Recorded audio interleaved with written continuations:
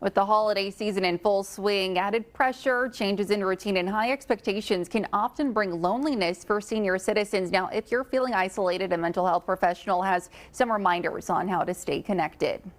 For some seniors, the holiday season can be a difficult time. Health experts say feelings of loneliness are common. According to AARP, loneliness and social isolation affect a significant number of older adults in the United States at nearly 40%. Feeling lonely can be more noticeable during a time of year that often centers around family connection and support. And in Green Bay, the need for senior support is growing. You consider that the senior population is the largest demographic now.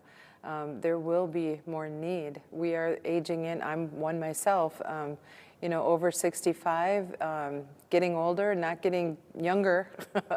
Yeah, we need help. Jermaine helps run an online community group focused on seniors helping other seniors and providing connection. Mental health professionals say connection is an important part of addressing loneliness. Look for community events. There are lots of things going on this time of year for lots of people. Lots of churches will have events, community centers will have things going on where we can make connections. And for some people, the biggest hurdle is taking that first step. People, I think, sometimes just need to swallow their pride.